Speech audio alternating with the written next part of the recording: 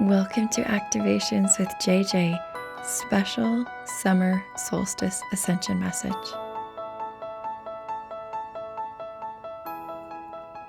Greetings, my friends. Happy solstice to you.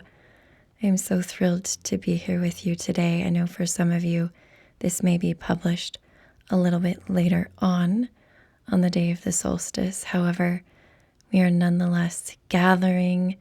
I'm excited for tonight's goddess gathering. If you're listening to this, you may actually be able to sign up still. So depending on when you're listening, if you're still listening to this the morning of the solstice Pacific time, I encourage you to hop on and join us. It's going to be incredible. And the reason I know that is because of the amazing energies that have come through. In a moment, I'm going to talk a little bit more about what has happened so far. It hasn't even gone that far into solstice for me, but I've been working on making the recordings and been tapping into all of the goddess energies in preparation for our gathering. And there have been some incredible, incredible beings that have come through. So in a moment, I will share that with you. Before we head into that, as well as the Ascension message that I wanted to bring through, I thought I would take a moment to share with you a little bit about some of the upcoming events I have on the calendar. So first of all, on Sunday, June 26th, we have our last Psychic Activation Workshop. This has been an incredible, incredible gathering. We've already done 2 each time. It feels so activating. If you have been to a gathering for the Psychic Activation Workshop, you know so much of what we're doing is deprogramming from our conception about what psychic abilities really are and how we actually develop them, because they are somewhat, we could say, tainted by the programming that we have. And what Spirit has really guided me to do in the workshops is take time to help people create a stable foundation for them to develop their gifts. And that foundation includes reprogramming and removing conditioning. And it's just been incredible. So that will be Pacific time in the evening. So for those of you in Europe, you may look back on my website in a little bit. I'll have the playback of that. You might not be able to participate in person. For those of you who are in Australia, New Zealand, it should be a great time for you. It'll be Monday for you. And for those of you, whether you are West Coast or East Coast, United States or Canada, Latin America, it should work as well for you. And I would love to have you there. In addition to that, I do have our Lemurian Sisterhood of the Rose gathering. And I feel like it's so in alignment with this goddess activations that we're doing on solstice. Like, it's literally probably going to just be super connected to what we do today for the goddess activation and the goddess gatherings. So I invite you to join us this Sunday, the 26th. It will be occurring in the morning Pacific time. You can click on the link below to sign up. Okay, I have 2 final things that I want to mention.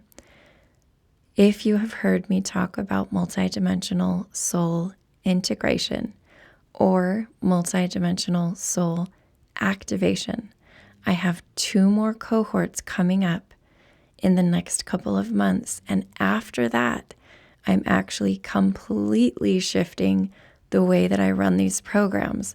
So if you are drawn to do them, I encourage you to do them now.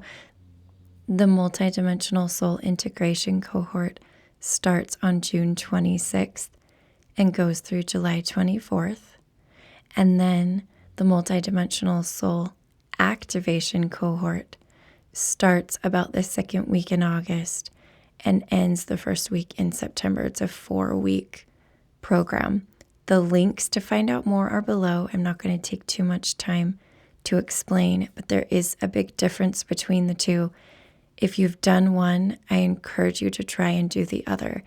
I had someone who just finished doing both.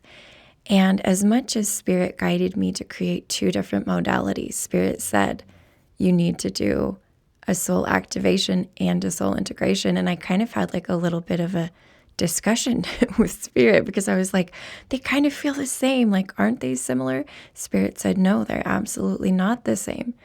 And I had a little bit of feedback from somebody recently who just finished both programs, one right after the other. And she said it does absolutely feel different. There is something different about each one, and they're very complementary, but they provide you with unique opportunities to expand in their own ways. So again, the links are below. Would love, love, love to have you join us for those beautiful, beautiful spaces. Okay, my friends, there are a few themes that are coming up. Some I'm going to share in my Ascension School message this week, but others I want to bring through right now. First of all, I'm going to share a story with you, and I want to see if it resonates with any of you. If it does, I encourage you to drop into the comments section below if you're listening on YouTube and let me know. So here's what happened. A ton has been coming through in my dreams lately, and I think I really just shared a story about this, but not about the thing I'm telling you about, but about my dreams. And the dream that I had brought up some trauma. For me in particular, and I don't know for those of you who are mothers, it was one of those dreams where I feel like I was losing my children, like not losing them as in purposefully, but like we were kind of going somewhere together, and all of a sudden I realized they weren't with me, or I had dropped them off, and I was just worried about their safety. That's kind of the main issue. And so then I went ahead and moved forward in the dream, and I kept going back, and I felt that anxiety. I felt that anxiety in the dream of what's going to happen to my kids. What if they're not safe? Finally, at the end of the dream, it kind of allowed me to come full circle. Sometimes I'm dreaming and I can control what's going on. It's more lucid.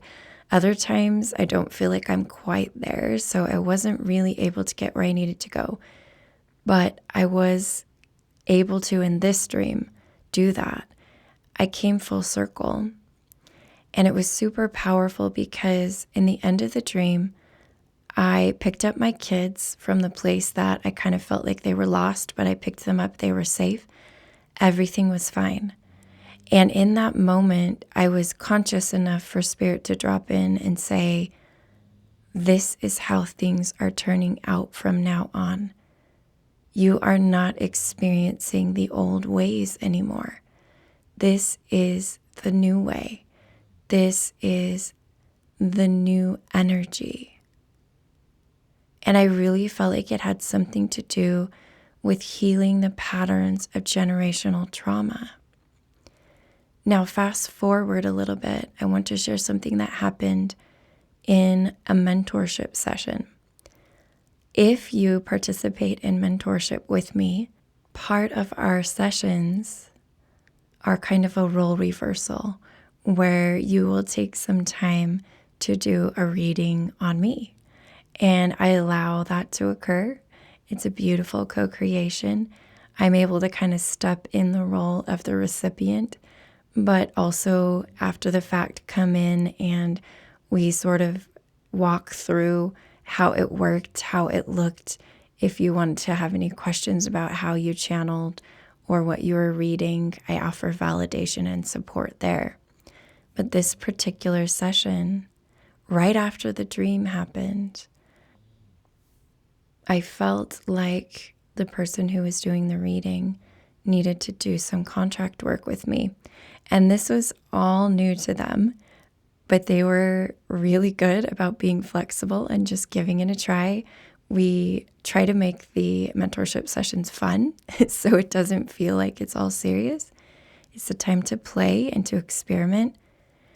And as they brought through the information that they were receiving from Spirit, it very much felt like a sort of terminating a contract of trauma that mothers had experienced because of witnessing trauma done to their children, or that their children had died young. And I was just thinking about that earlier in the day. So all of this came full circle. How so many mothers that have lived on this planet have experienced that loss. And it's a very, very deep wound. But as Spirit walked us through the ending of this contract, I really felt a lightness spring up within me. And this big healing wave came over me. And we even brought in all of the mothers. They surrounded us, and they were all there to release the trauma. Their contract to hold on to that trauma was gone and was null and void, and they were ready to move forward. We allowed the Divine Mother Goddess to overshadow us, and it was like a big vacuum. She just sucked up all of that trauma energy in a beautiful, beautiful way. And we were able to just feel at peace after doing that. This is a new time, my friends, just like I was shown in the dream. You may have heard from others how much of our programming revolves around kind of an addiction to trauma and stress response and fight or flight. And I want to invite you over the next few days to consider how that program might be running within you. Are you addicted to stress? Are you wearing it as a badge of honor to say, I'm stressed out? How much of what you are doing is just due to programming rather than being present in this new age where honestly the trauma and the battle of the ages before is actually an illusion. It is no longer here. We are stepping into the new earth. We are in the new earth. The new earth is in our minds and hearts, my friend. That is where the new earth is. So that's my first message. My second message does have to do with the goddess activations. I want to take a second and just read off to you a list of all the goddesses I've been able to work with so far. Okay, here we go. Mary Magdalene, Kuan Yin, Isis, Hathor, Kalima, Amaterasu, White Tara, Green Tara, Cleopatra, White Buffalo Calf Woman, Brigid, Athena, Freya, Wadjet. She is an Egyptian serpent goddess, if you are not familiar with her. Rhiannon, Hatshepsut. She was a female pharaoh, if you look back in history. Nefretiti, Saraswati, Me'et, Sekhmet, Lilith, Oshun, Coatlicue, and Pele. It has just been amazing. I just want to let those sink in for a moment because I feel like some of you are receiving these names and may feel drawn to connect with some of these goddesses, whether or not you've heard them before. But I encourage you to go back and listen to this list. I'll try to type it into the description of the podcast or the video as well. It's just been incredible, and the messages that have come through, although they have varied a little bit, there are themes surrounding stepping into your personal power as we bring the portal energy, the solstice portal energy through and the sun codes through. Speaking of the solar codes, I do want to take a moment and mention something that was shared on one of my favorite Instagram accounts called Magdalene Rose Temple. Those of you who have been listening for a while know that I am really diving into the divine solar feminine, the Magdalene codes, and much more in Ascension School. But this was an affirmation that came through, kind of almost a prayer or incantation. And the wording says, I call upon Hathor to initiate me into the temple of the sun so that I may receive the golden solar Christ light codes, activate my Merkaba, and upgrade every cell in my being with high frequency light. Isn't that such a powerful, powerful intention? Well, my friends, I'm going to wrap up this episode, but I am going to publish an additional meditation only on my YouTube channel, but I will place the link in the show notes with Hathor, just like it was mentioning in that quote, planning on having her accompany us into the Temple of the Sun and doing some light language activations related to that. So take a moment and listen to that video today as well. It has been an absolute pleasure to co-create with you, my friends. I feel your love. I feel your presence. As always, I'm sending you so much love. I'm wishing solstice blessings for you, and I honor the divine being that you are. Until next time.